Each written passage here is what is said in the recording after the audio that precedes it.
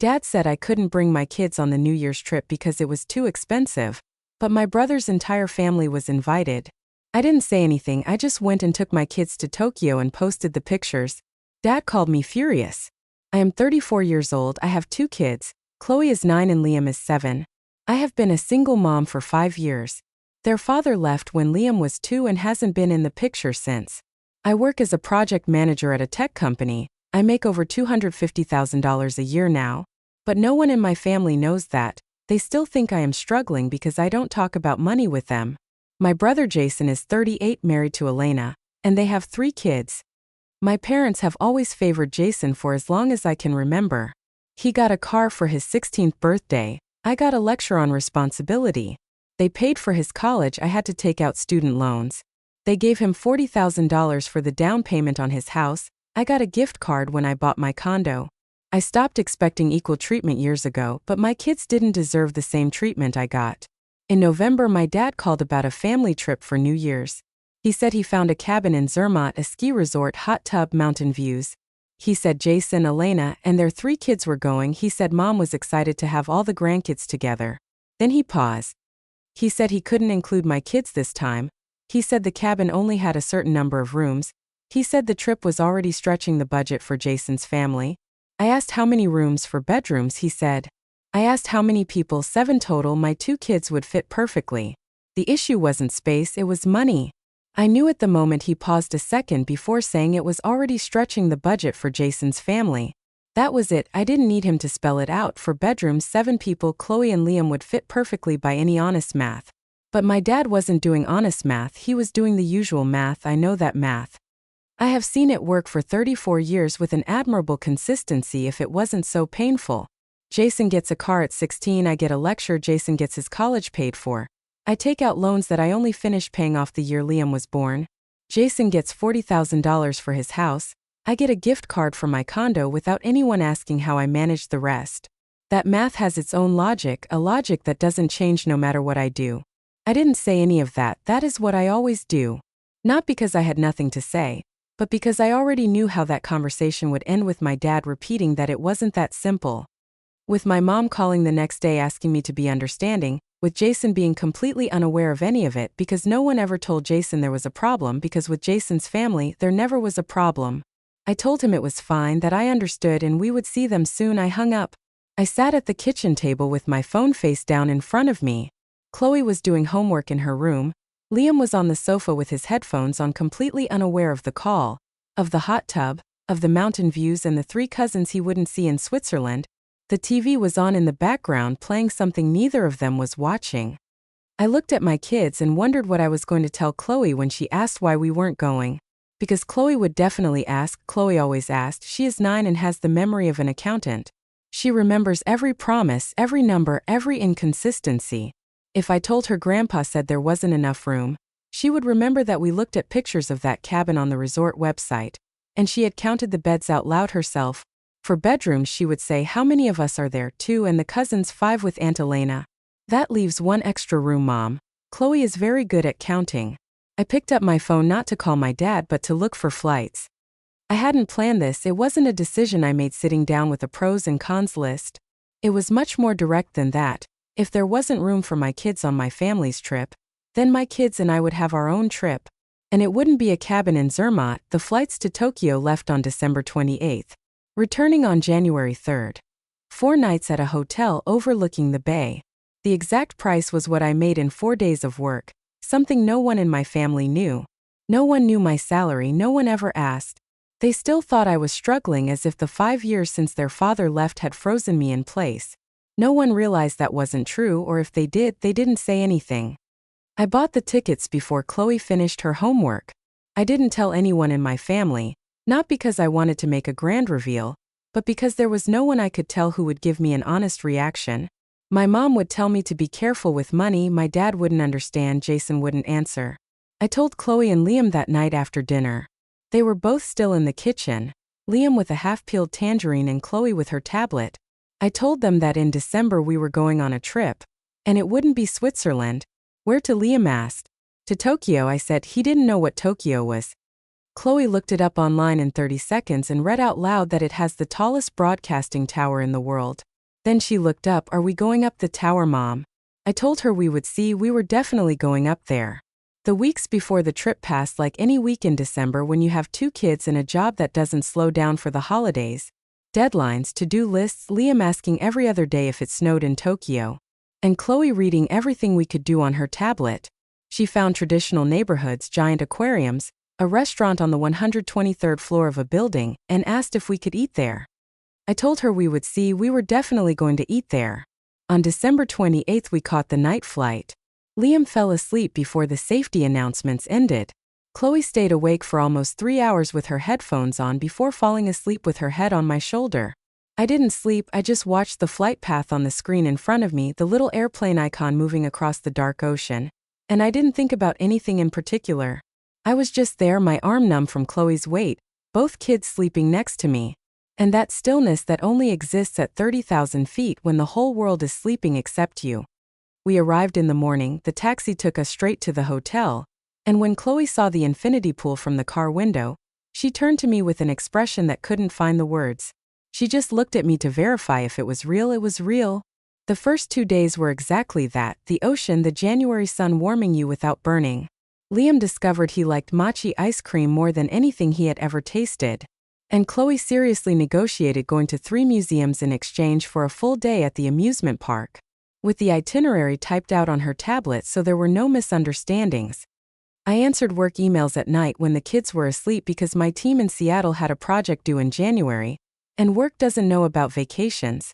That didn't bother me either. That was the deal I made with myself 5 years ago when Liam was 2 and his father left and I was alone with 2 kids and a struggling job to pay the bills. Do everything in exchange for the right to decide how it gets done. That deal never changed. It only got better. On December 30th, I posted the pictures. I didn't plan it as a show of force. It was just what anyone on a trip does. Chloe with her feet in the water. Liam holding 2 ice cream cones in each hand because they offered him 2 flavors and he said he wanted to try both at the same time. The towers reflecting in the canal in the background in the late afternoon light that has a specific color in Tokyo I have never seen anywhere else. My phone started buzzing with notifications, friends, coworkers, a cousin I hadn't seen since Jason's wedding. And then 40 minutes after I posted the first picture, a text from my dad. Is that Tokyo? Yes, I texted back. 3 minutes later, the call came in. I answered. That is a habit I haven't completely broken yet. What are you doing there? It was the voice of someone who has made a decision before asking the question. Traveling with my kids. With what money? There it was always that question with me, never with Jason. With my own father. I don't understand how you can spend money on this when what? A short pause. When you said you couldn't afford the Switzerland trip. I never said I couldn't afford it. You told me there was no room. It is the same thing. No, it is not. Another longer pause. On the other end of the line, I could hear the TV in their living room, the one that is always on even when he is not watching. I heard the background noise and thought about how many conversations we have had with that noise in the background. How many of them ended with me giving up something I didn't want to give up just to make it stop. This is very irresponsible, Maya. I looked at Chloe lying on the bed with her tablet. I looked at Liam, who had gathered all the hotel pillows into a pile and snuggled underneath like he was building a fort. We are fine, Dad, the kids are fine. That is not the point. Happy New Year, and I hung up. I stood there with the phone in my hand. I waited for that familiar weight, the tightness in my chest that always came after any conversation with my dad that didn't end his way. It didn't come. Liam poked his head out of the pillow pile. Mom, are we having breakfast at the restaurant on the 123rd floor tomorrow? Yes, I said.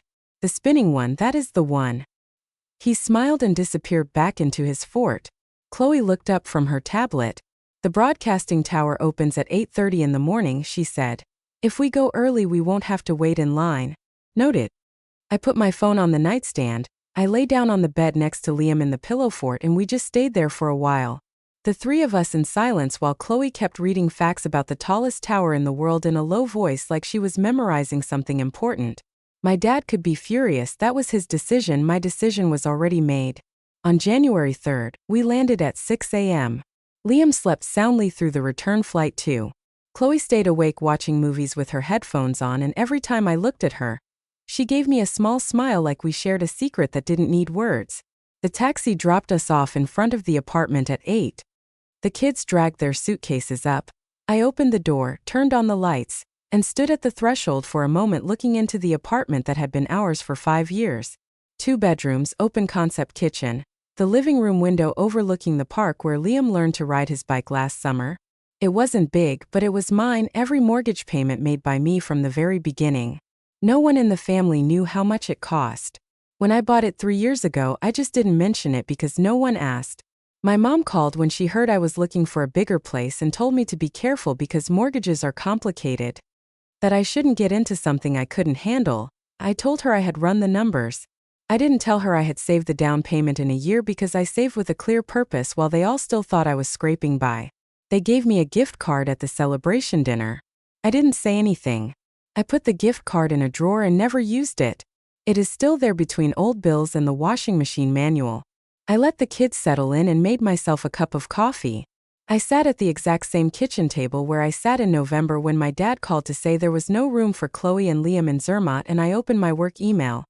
42 unread messages. It was Saturday. The Seattle project wouldn't wait until Monday.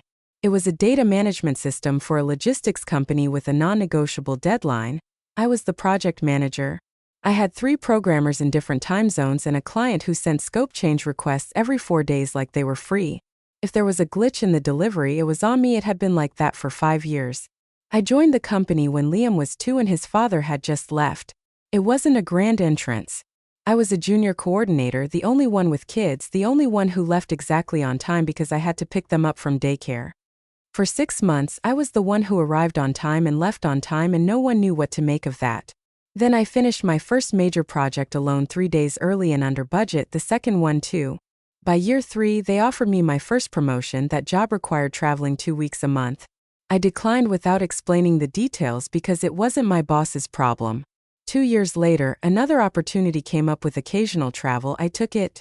With that position came my current salary plus last year's bonus.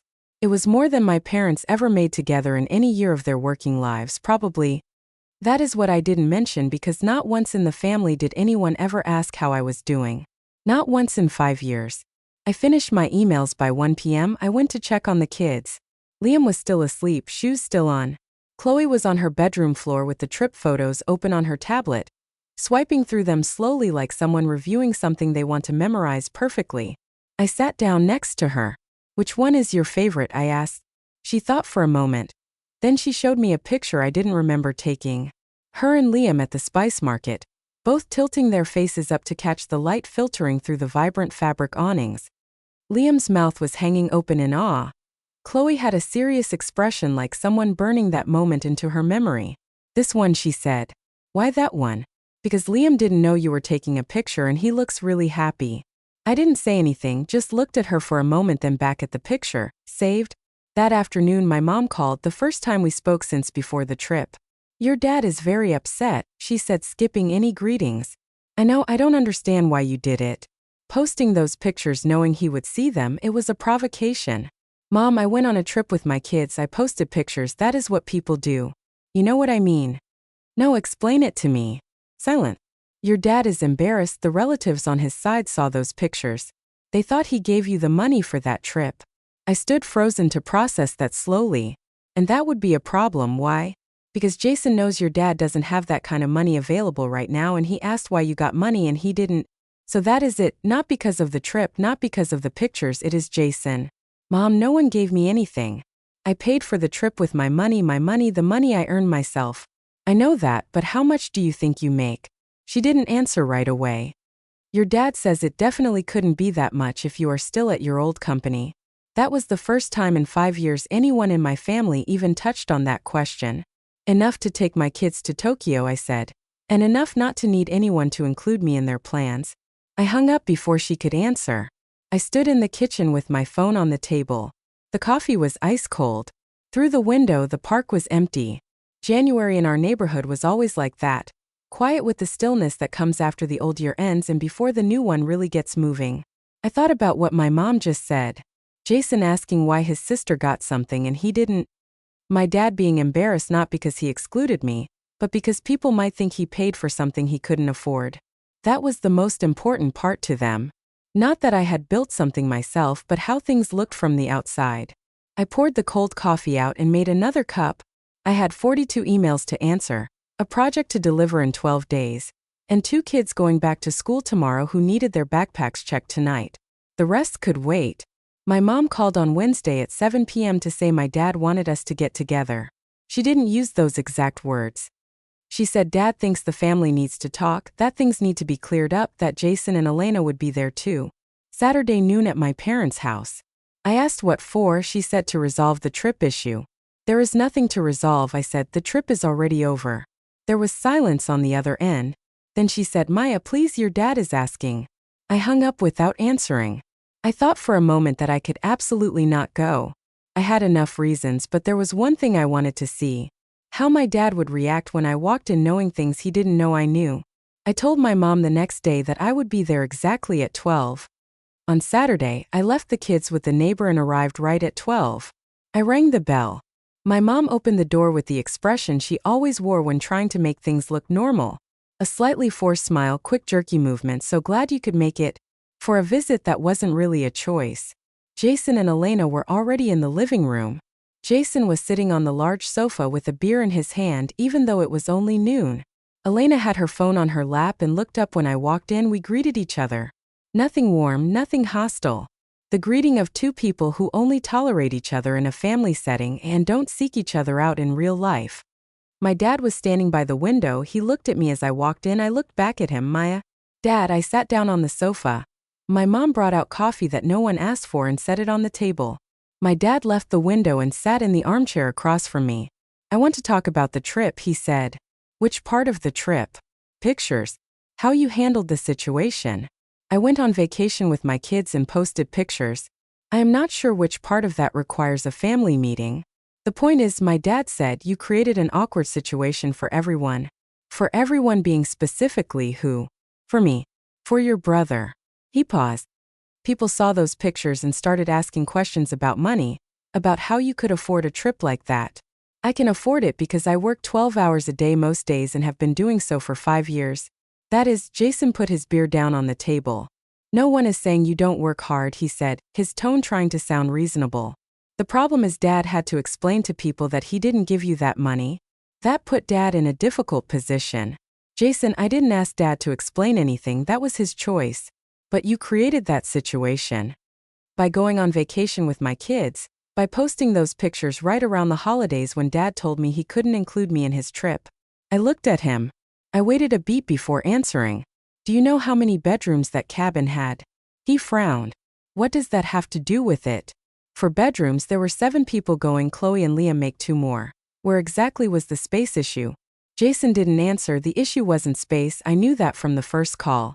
I don't expect equal treatment anymore. I stopped hoping for it years ago. But my kids don't need to grow up thinking there is a different set of rules for them. My dad interrupted. Maya, it is not that simple. How much was Jason's college tuition? Silent.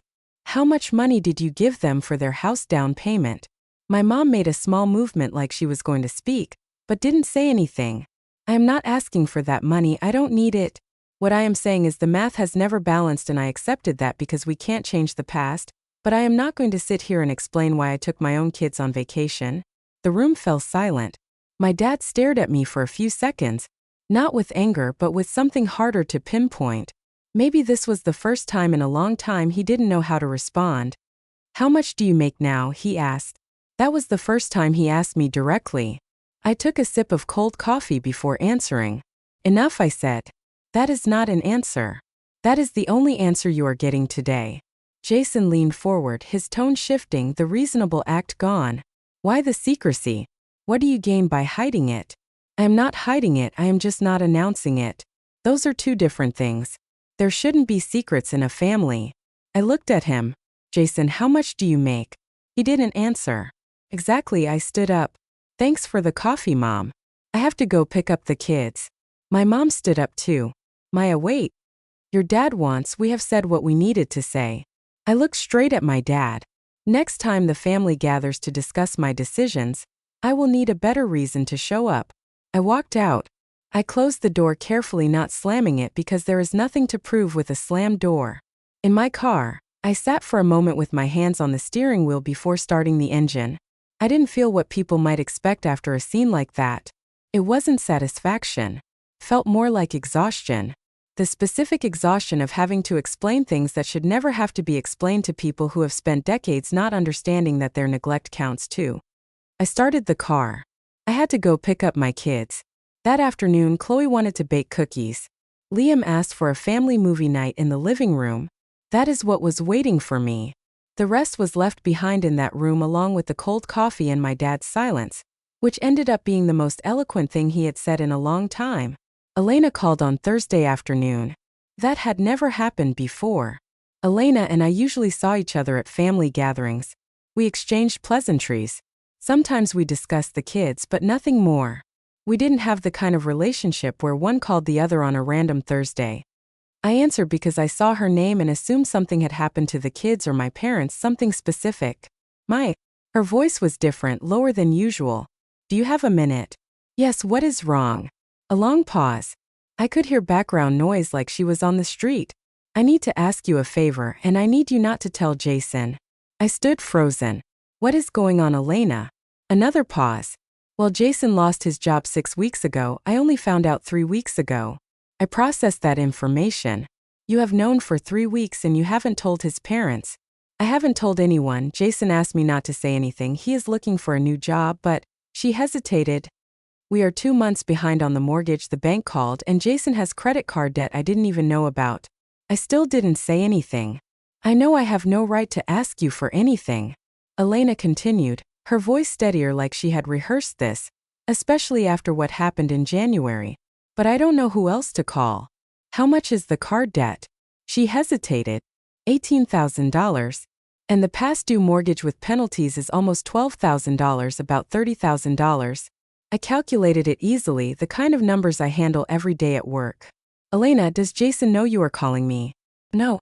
Why are you calling me and not your own parents? A short pause. Because my parents know even less than yours. And because you are the only one in this family who seems to think clearly. I wasn't sure if that was a compliment or just an observation. What happened with Jason's job? Another longer pause. He was let go due to restructuring, she said. But the truth is he had performance issues for months. His boss told me when I called to ask. Jason never told me that part. I looked out my office window. It was 4 p.m. and the Seattle team was online waiting for my feedback on the daily deliverables. Elena, I am not going to lend you that money. Silent. Not because I can't. I said, but because it won't help. It won't help if Jason doesn't know you are seeking help. And if the core issue is that he has been making decisions for months without telling you the truth, throwing money at this situation now won't solve anything. It will only delay the conversation you two need to have. I could hear her breathing. Not crying, but the kind of silence that comes right before tears. So what am I supposed to do? The first thing you do is let Jason know that you know everything, that you called the bank, that you know about the credit cards, that you know what his boss said. If I tell him that, he will be furious. Most likely. Does that change what is happening? She didn't answer right away. Elena, you didn't call me to tell you everything is fine. You called me because you needed someone to tell you what to do. And what I think you need to do is have that conversation with your husband before the bank starts making decisions for you. And if he refuses to talk, then you have to decide what you are going to do with that information, but that is a decision only you can make. Another pause. Are you going to tell your parents? She asked. No, this is between you two. I am not managing the information in your marriage. Thank you. Don't thank me. I haven't done anything. Yes, you did. You told me the truth. We hung up. I stared at my computer screen for a moment. I thought about Jason on the sofa at my parents' house in January with a beer at noon telling me I had created an awkward situation for the family. I thought about my dad asking how much money I made like he had a right to know. I thought about the $40,000 they gave Jason for a house and the lecture on responsibility they gave me. I didn't feel satisfaction. It was just a fact, not revenge.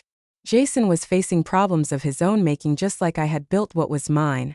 And those two things had nothing to do with each other. But I thought of something I hadn't thought of before.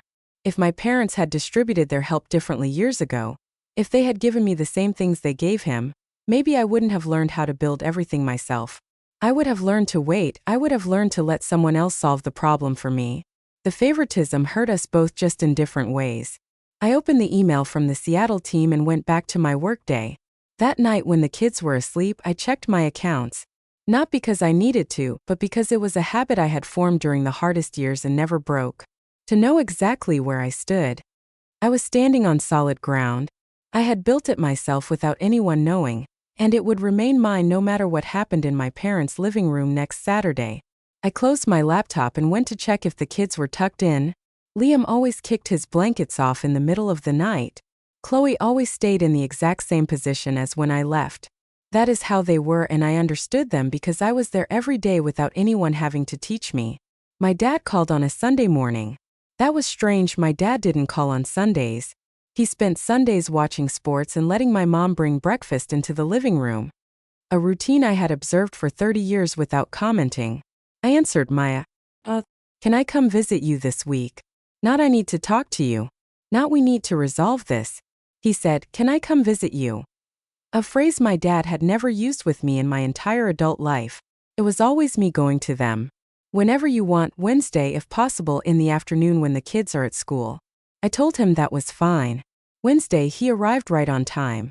I buzzed him into my own apartment, which was also a novelty. My dad in my space on my terms waiting for me to open the door. He walked in. He looked around the apartment with the same cautious expression people have when they enter a place for the first time and want to understand the person living there. He saw the kitchen table where Chloe did her homework. He saw the pictures from Tokyo I had printed and framed by the window. He saw the bookshelf with Liam's books stacked haphazardly in no particular order. It is very nice, he said. Thanks, Dad. I made him coffee. We sat at the table. He placed his hands on the tabletop, one over the other, and didn't say anything for a few seconds. How are the kids? He finally asked. Good. Chloe has a presentation at school next week. Liam is in a soccer league on Saturdays. He nodded. I will come watch the games. You have never asked to do that. That statement silenced him. When is the last game? He asked. Last Saturday. He didn't say anything. He drank his coffee.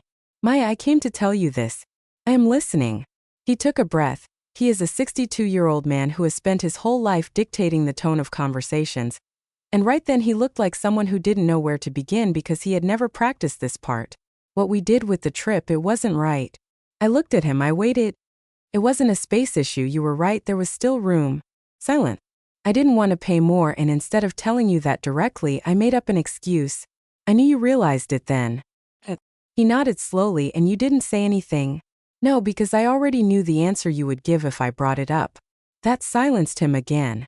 Jason told me about his job, he said after a moment. He told me. Elena convinced him. He paused. Your mom and I can't help them the way we would like to. We have our retirement savings, but it is not enough to cover what they need and we can't risk it. I didn't reply. Did you know about Jason before I did? Elena called me. I didn't add anything else because it wasn't my information to share. He looked at me. There was something in his expression I hadn't seen before. Not exactly shame. It was like the acknowledgement of something that had always been there, that he had chosen not to see. Your mother and I made mistakes with you, he said, with college, with the house, with the trip, with a lot of things. He paused for a long time. I don't know if I can ever fix it all, but I want you to know that I realize it. I have known that for a long time, Dad. Can you forgive me? I thought for a moment before answering. Not because I didn't have an answer, but because I wanted it to be an honest one, not a reflex. Yes, I said. But forgiveness doesn't change what happened, and it doesn't change how things are going to be from now on. What do you mean? I mean, my kids aren't going to grow up feeling like they are less than Jason's kids. If there are family gatherings, they must be included equally. If there are trips, ask if we want to go before assuming we can't. And if the answer is there is no budget, tell me that directly. No more excuses. My dad nodded. Is there anything else? He asked. Yes, I want you to actually get to know your grandkids. Not just at Christmas dinner where everyone pretends everything is fine. This Saturday is Liam's soccer game, 10 a.m. He looked at me. You want me to come? I want Liam to know his grandpa came to watch him play soccer. Whether you want to go or not, that is a different story. I want to go, then I will see you there. He finished his coffee. He stood up. Before leaving, he stopped by the Tokyo pictures on the windowsill. He looked at them for a moment.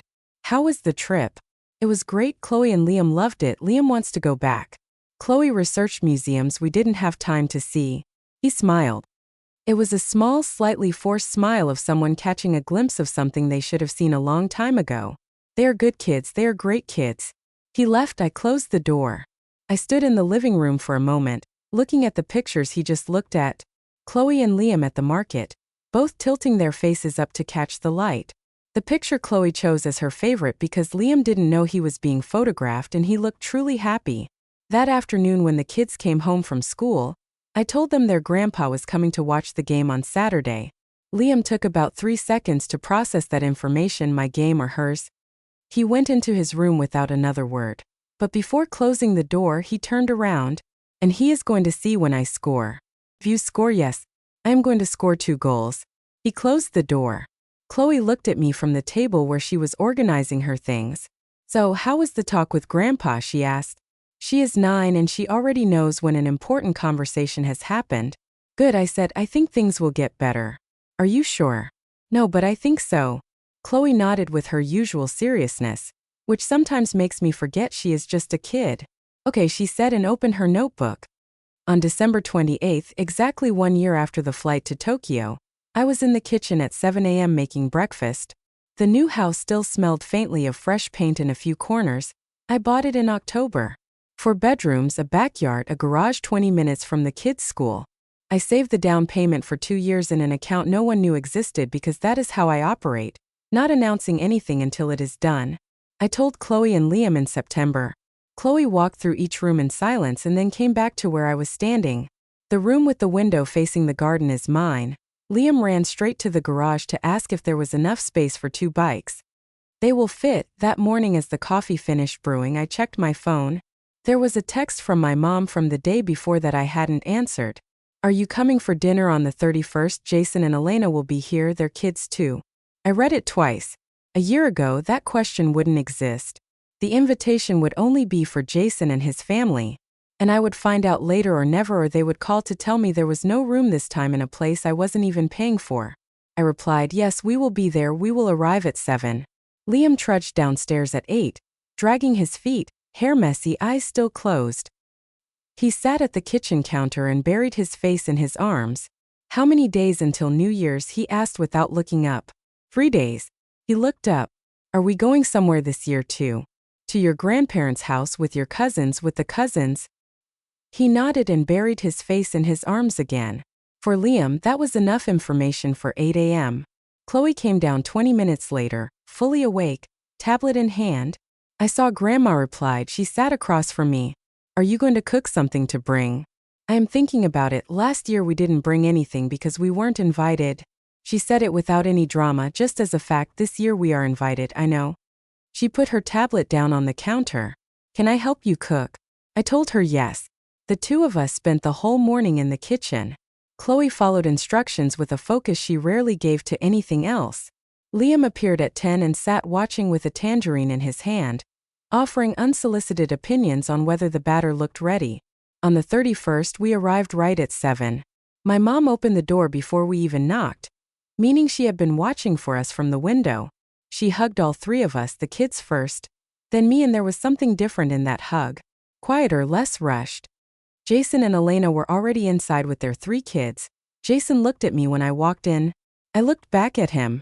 We greeted each other. It wasn't exactly awkward, but it wasn't easy either. It was the greeting of 2 people who have an unfinished conversation and have silently decided to save it for another time. Elena squeezed my arm gently as I walked by. She didn't say anything, she didn't need to.